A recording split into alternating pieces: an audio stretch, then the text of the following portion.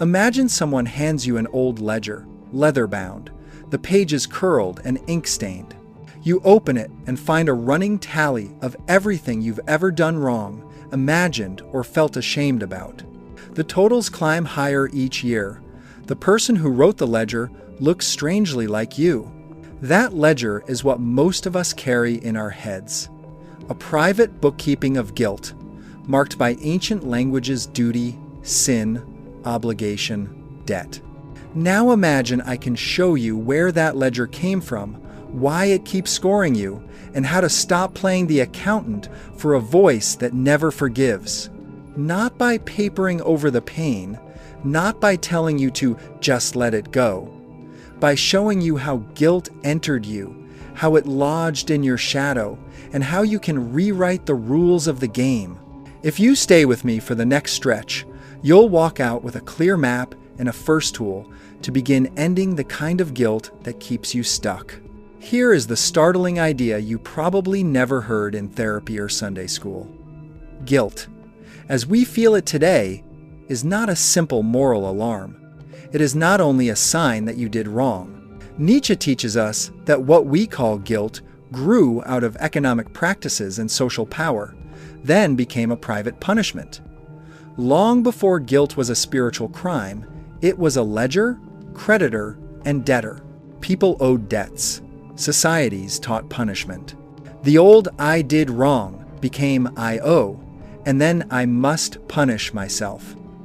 What took place was less theology and more bookkeeping that moved inside the body. The priestly mind turned external debt into inner debt.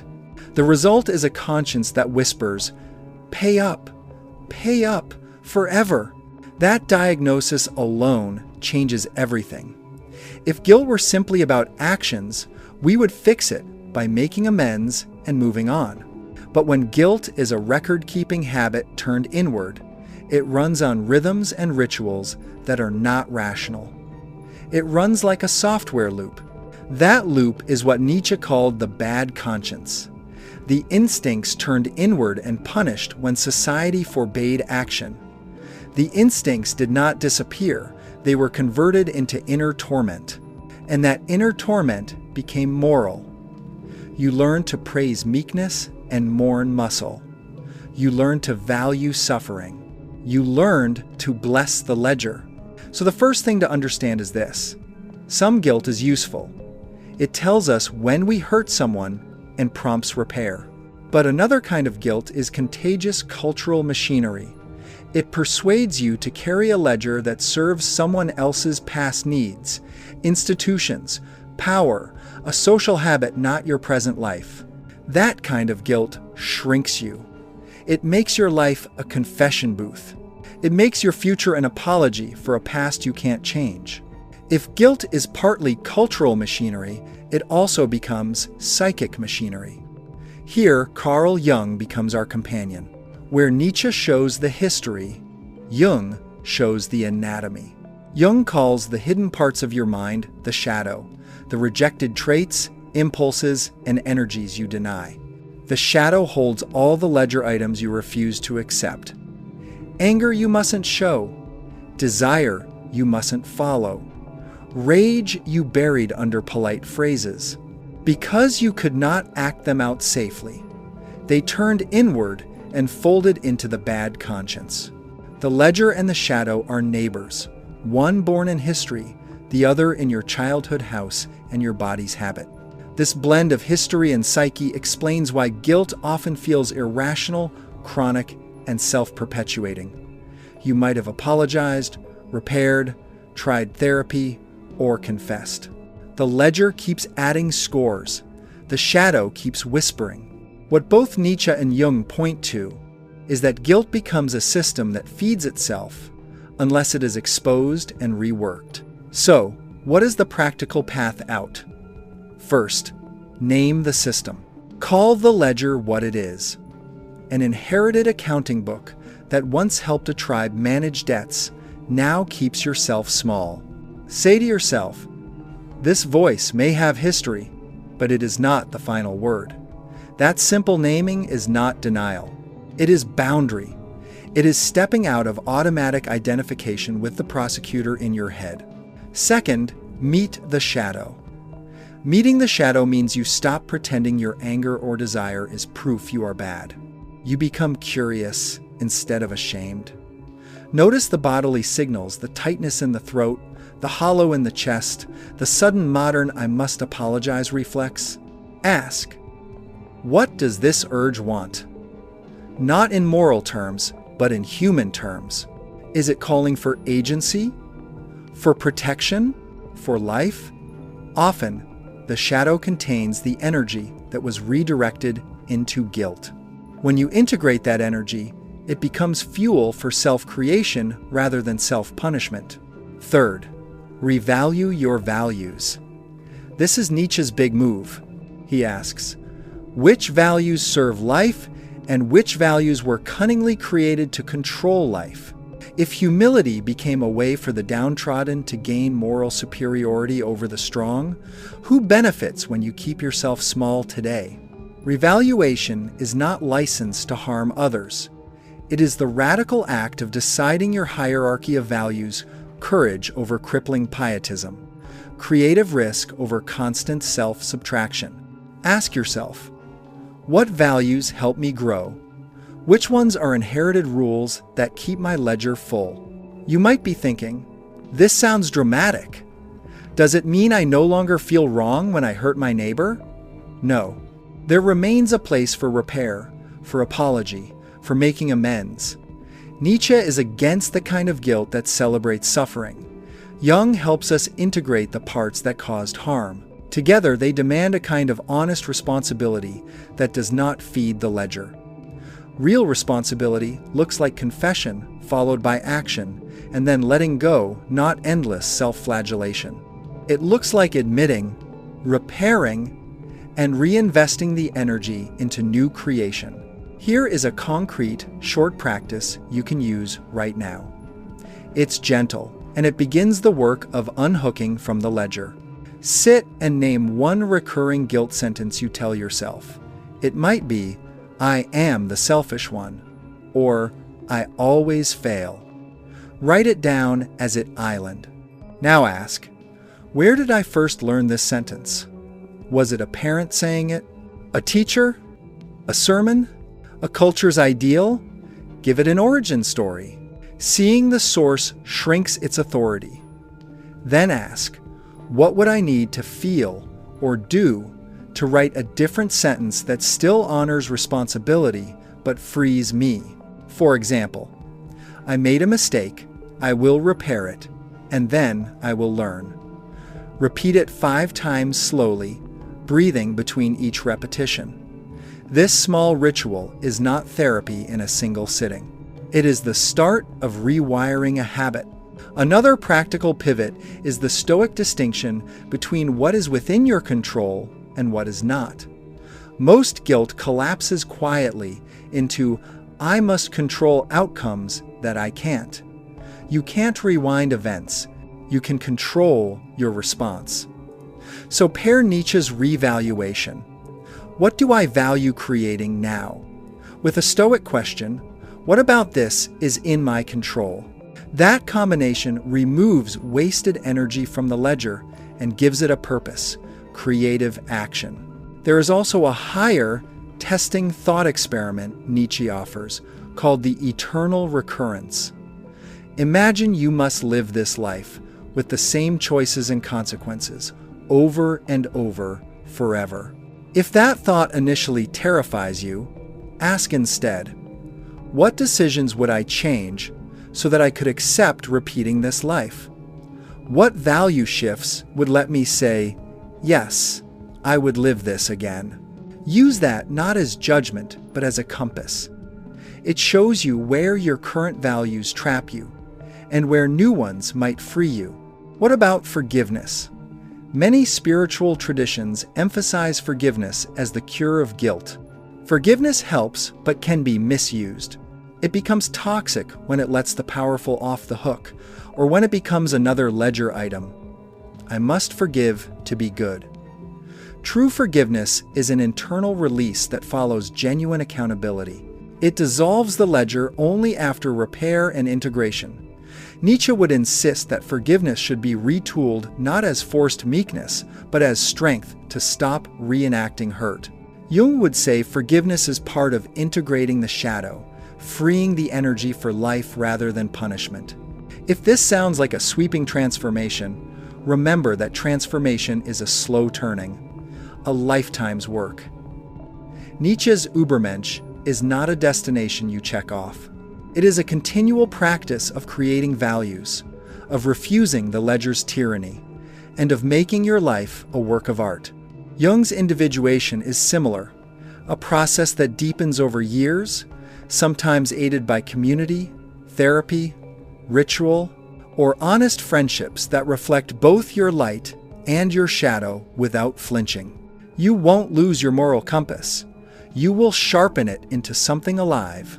You will stop being the accountant and start being the maker. The ledger won't disappear overnight. But each time you notice an automatic apology, each time you find the origin of a guilt sentence and ask who benefits from it, you are erasing a line item. Each time you let the shadow's energy fuel a creative act rather than self-punishment, you replace debt with capital. So, for the next few minutes, listen for the ledger voice. Name it. Ask where it came from. Offer a different sentence that honors responsibility and frees you at the same time. Breathe it in. Let the breath be a small act of rebellion against endless accounting. This is the beginning of a different relationship to guilt. One that refuses the harsh inheritance, that invites the shadow to teach rather than condemn, and that creates values that serve life. Stay with me. In the next section, we will trace the exact moments in history when that ledger moved from outside to inside, and we will learn a brief, step-by-step practice to begin integrating the shadow safely. That history and that practice together make this work not just poetic, but doable. If you are ready to stop balancing someone else's books, you are already halfway there. When guilt is a whisper, we think it's private. When it becomes a drumbeat, it runs the day. We live by its rhythms without noticing the conductor. In the last section, we named the ledger, met the shadow, and saw the historical trick that turned external debt into inner punishment. Now we go deeper. We will trace the mechanism that keeps guilt alive inside you, show how it eats energy and creativity, and give clear, usable moves to turn that energy into something you can work with.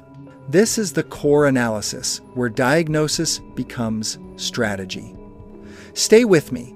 What follows will feel like someone handing you a map and a small toolkit at the same time. Start by watching the pattern in daily life. You forget a call. You feel guilty. You set a boundary and immediately apologize. You win, and then you feel guilty about winning. You tell yourself you are selfish for saying no. The pattern is stimulus, instant judgment, and an automatic shrinking. That shrinkage is not moral reasoning. It is an older survival program triggered by internalized voices. Those voices learned language in your family, your school, and your church. They were trained by society's ledger. Nietzsche taught us that the ledger was social creditor and debtor became moral categories. Jung taught us that the ledger lodged in the shadow. So the first development we need is to see guilt as a looping program, not a final moral verdict. A looping program needs three things to run: a trigger, an interpreter, and a reinforcement. The trigger is the event, a mistake, a desire, a success. The interpreter is the voice that says, "You owe," or "You are bad." The reinforcement is what keeps the voice active: self-punishment, rumination, and social feedback. Break any of those three, and the loop weakens. That is why simple apologies do not always stop guilt. The interpreter still speaks. The reinforcement still exists. We must reroute the interpreter and stop automatic reinforcement. Here are concrete ways to do that. First, slow the trigger. When you notice the rise of guilt, create a tiny gap between impulse and action. This is not meditation fluff. It is practical breathing. Breathe 4 counts in, hold 2, breathe 6 counts out. This physiological pause changes brain chemistry. It interrupts the automatic reflex. It buys you space to ask the crucial question: is this guilt about actual harm I caused? Or is it a habitual voice rehearsing a past ledger? That question reassigns the event from moral doom to inquiry. Second, rewire the interpreter. Nietzsche asked us to revalue values. In practice, this means creating a new inner vocabulary. If your interpreter says, "I am bad," replace it with, "I did something that needs attention." If the voice demands penance, replace it with a plan: apology, repair, learning. The sentence change is small, but language shapes thought. Try this exercise now. Pick a recurring guilt line and silently say it. Notice the feeling. Now change one word to make it actionable rather than existential. For example, "I failed" becomes "I failed this task." The mind is less likely to generalize failure into self-condemnation when the language localizes and contains the problem. Third, stop reinforcement by changing behavior. Guilt feeds on rumination and on rituals of self-punishment. If your way of processing guilt is to replay mistakes like a broken music track, substitute a repair-oriented habit. For every rumination episode, do a 1-minute corrective. Write one sentence of what you will do differently next time. Or take one small restorative action within 24 hours. The loop of guilt needs fuel. Take the fuel away. Now let's bring Jung back in. The shadow is not a moral enemy you must purge. It has content. Some of that content is energy, desire, aggression, creativity. When society forbade certain expressions, that energy folded into the ledger as guilt. Integration is the process of bringing those things into your conscious life in new ethical channels. That is why shadow work is not indulgence. It is reallocation. If you were taught that anger is shameful, you likely turned anger into passive-aggressive behavior, envy, or chronic guilt. Integration means you learn safe, honest forms of expression for anger. You say, "I am angry," and then you use that signal to set a boundary or to change a situation. The energy becomes muscle rather than acid. A simple shadow exercise.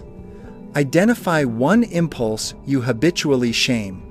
It can be as small as wanting praise or as large as wanting to leave a relationship. Without judging, write down what that impulse seeks: safety, recognition, freedom. Then ask, what small, ethical action would meet that need? If the impulse is wanting recognition, action could be offering your work to one trusted friend for honest feedback. If the impulse is wanting space, action could be scheduling 30 minutes alone. The key is to translate inner demand into outward, ethical experiment. You are not indulging a vice. You are testing a need. Each successful test weakens the ledger's claim. Now the social side. Nietzsche warned that guilt often becomes social weaponry. Resentment turns impotence into moral advantage. That is why some people clothe their powerlessness in virtue. You will meet this pattern in groups. The person who loudly condemns desire while secretly envying those who act, or the movement that finds moral purity in perpetual complaint. When you engage with such dynamics, resist the ledger's groove to absorb collective guilt. Ask, who benefits from our shame? Whose ledger is being balanced by my silence? This question is not cynicism. It is freeing. It helps you see when your guilt is recruited into someone else's moral accounting, and you can refuse such recruitment. Contrast, for a moment, two kinds of repair. One is public, performative, and endless. Ritual apology that never changes action. The other is private, accountable, and finite. Ask, repair, learn, move on. Nietzsche scorns the first because it keeps suffering as virtue. Jung sees it as avoidance. Choose the second. Make your reparative acts specific and measurable. Say exactly what you will do and by when. Then, close the ledger. There is also a deeper transformation. Revaluing your relationship to suffering itself. Stoics taught that pain is neutral. What matters is our view. Nietzsche went further. He asked us to affirm suffering as part of a full life. That does not mean courting pain. It means accepting that mistakes and hard feelings happen, and they can be raw materials for growth. When you learn to see guilt as data, not sentence, you free its energy. Guilt tells you something. Either you were careless, and you fix it, or you are carrying an inherited voice, and you rewrite it. Both uses of guilt are active, not passive. We need a tool for translating this theory into daily life. Here is a 4-step practice you can use each evening that blends Stoic reflection, Jungian integration, and Nietzschean revaluation. Step 1. Record. Write one line about what happened that tugged guilt today. Step 2. Locate. Ask whether this guilt relates to concrete harm or to an internalized script. Step 3. Repair or reframe. If concrete harm, list one reparative action. If internalized script, write a new sentence that values growth over punishment. Step 4. Invest. Pick one small creative act the next day that uses the freed energy, a conversation, a sketch, a brief assertive statement. Repeat this nightly. Over weeks, you will see the ledger's totals drop because you redirect energy into action and creation. A resistance you will face is fear of becoming unmoored. People often think, if I reject my guilt, do I become a callous person? The answer is no if you practice integrated responsibility. Responsibility without shame looks like clear ownership plus learning. It is possible to be accountable and alive.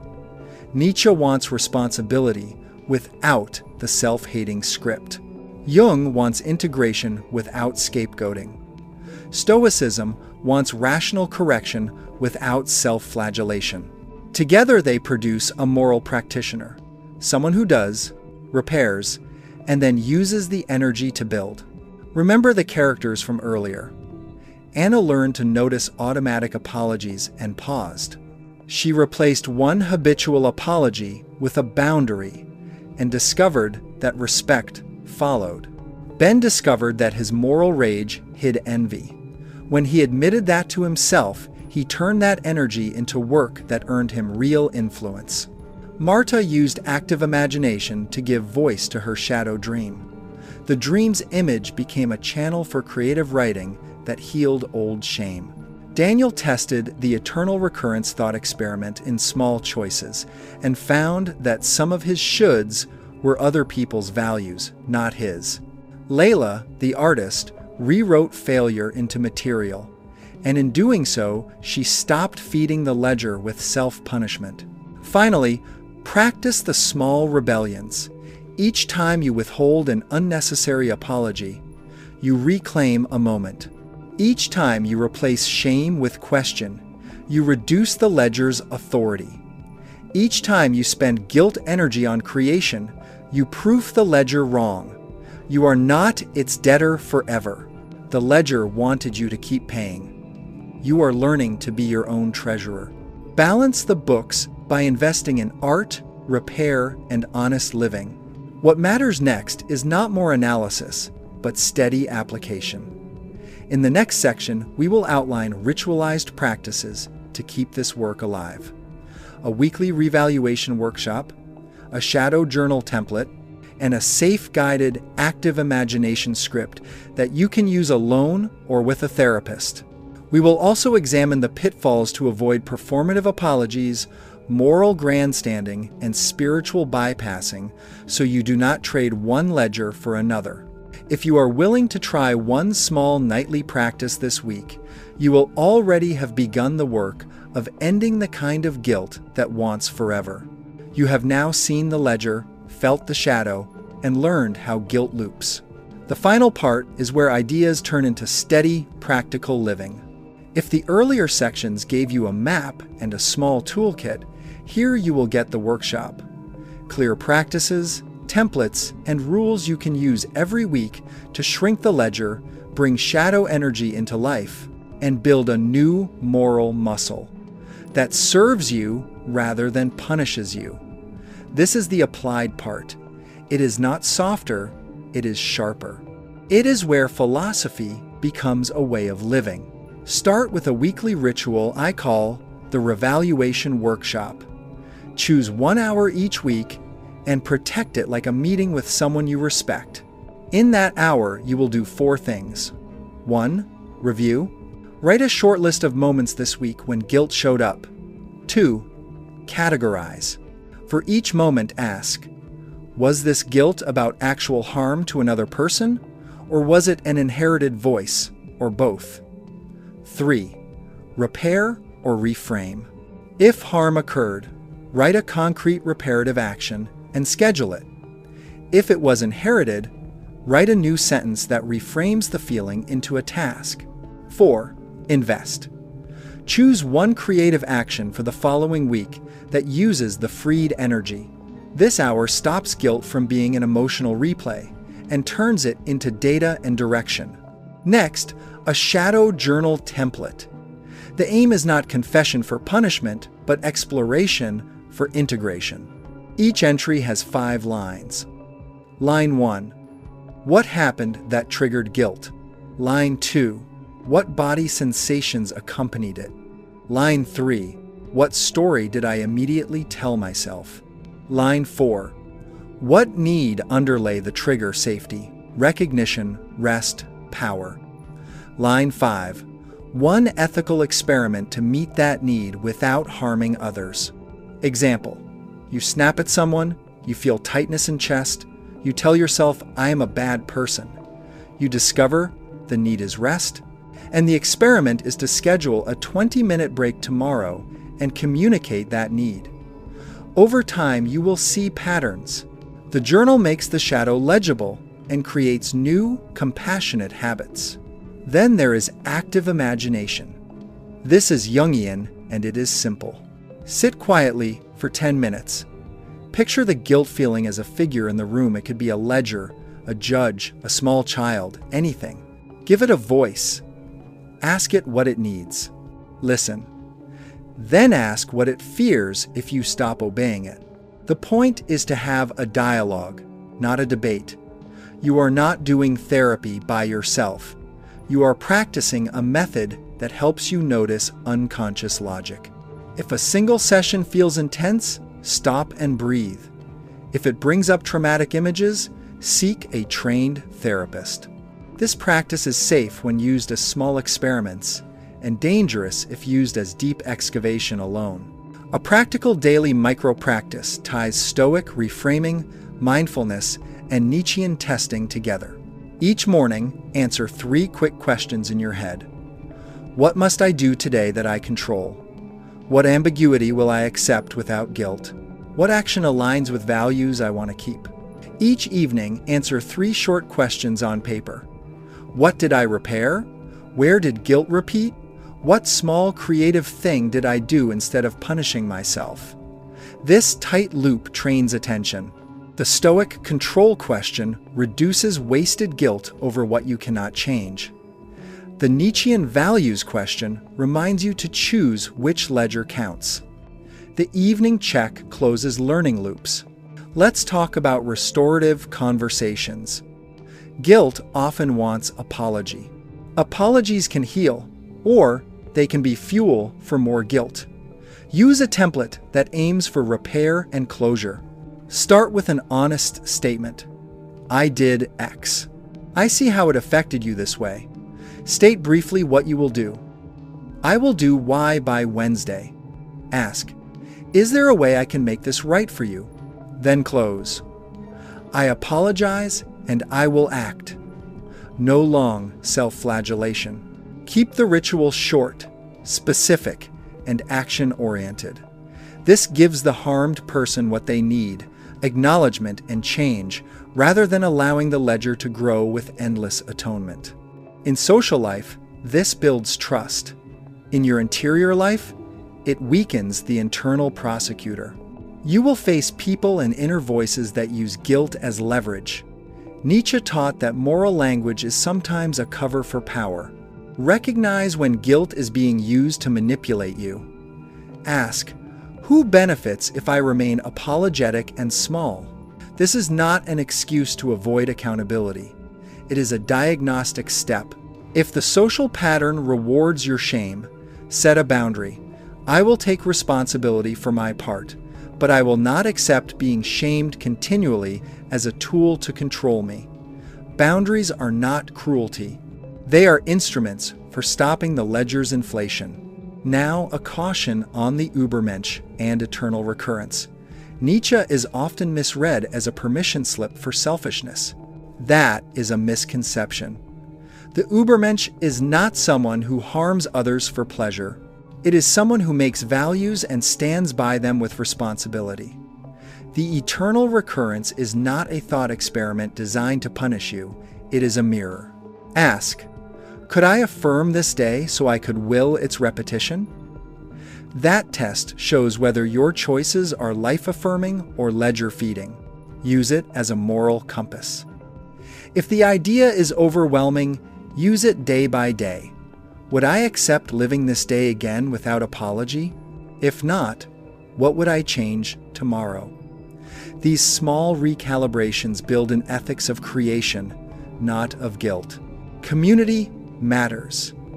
Nietzsche's ideal of self-overcoming is not solitary contempt for others. Jung insisted that individuation grows within relationships that reflect honestly. Find or create a small circle that practices the workshop and the journal. Once a month, meet to share one learning, one repair, and one creative experiment. Make the rules clear. No moral shaming, no ledger keeping of others, and an emphasis on action and curiosity. This creates a culture that refuses ressentiment and instead channels moral energy into repair and growth. Expect relapse. The ledger is old and well-trained. When guilt resurfaces, treat relapse as data, not disgrace. Ask, what triggered it? Which line items are sticky? Did I skip my workshop? Return to the practices without dramatizing. This is Nietzschean. Self-overcoming is iterative. It is not a clean break, it is daily work. There are pitfalls. Beware of grand gestures that pretend to fix inner accounting. Beware of turning shadow work into indulgence. I am angry, so I must act it out. Integration always couples recognition with ethical channeling. Beware of spiritual bypassing using mindfulness to avoid the concrete repairs and social responsibilities owed. And beware of moral relativism as an escape hatch. Revaluing values is not giving yourself carte blanche. It is asking, which values help life flourish?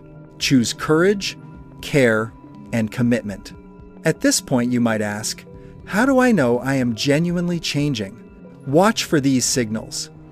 Less rumination, fewer involuntary apologies, clearer boundaries, more quick and specific repair actions, and a sense of energy redirected into projects and relationships. You will feel less hollow penance and more focused creation. Your decisions will feel less like debt payments and more like investments. Finally, the long view. Nietzsche invites a life that affirms, that says yes to becoming, not yes to eternal repayment. Jung invites a life that integrates, that carries its darkness without letting it dictate the whole story. Stoicism, Buddhism, and modern psychology give tools to manage emotion, focus attention, and rewire habit. The combination looks like this: notice, name, repair or reframe, invest, repeat. That is the engine of transformation. If you take one thing from this final hour, let it be this practice. Each evening, ask 3 simple questions aloud or on paper. What did I do well today? Where did guilt show up? What one small creative action will I take tomorrow to turn guilt into growth? This tiny ritual builds a bridge from shame to skill. It trains your attention to spot the ledger before it runs your life. You are not required to be perfect.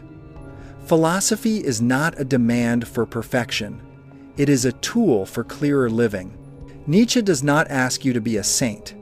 He asks you to be honest, to choose your values, and to take responsibility for who you become. Jung asks you to look inward without cruelty, to bring what is hidden into light and to make it useful.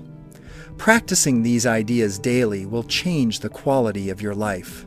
So begin tonight. Close your ledger for a few minutes, breathe, and ask, what do I owe myself that is not punishment? Then schedule a small repair and a small act of creation. Keep them both. The ledger will notice you no longer feed it automatically. It will lose its power. Over time, the shadow turns into a partner, not a jailer. Over time, you will find guilt becoming quieter, not because you avoid responsibility, but because you are becoming the person who acts responsibly and then moves forward.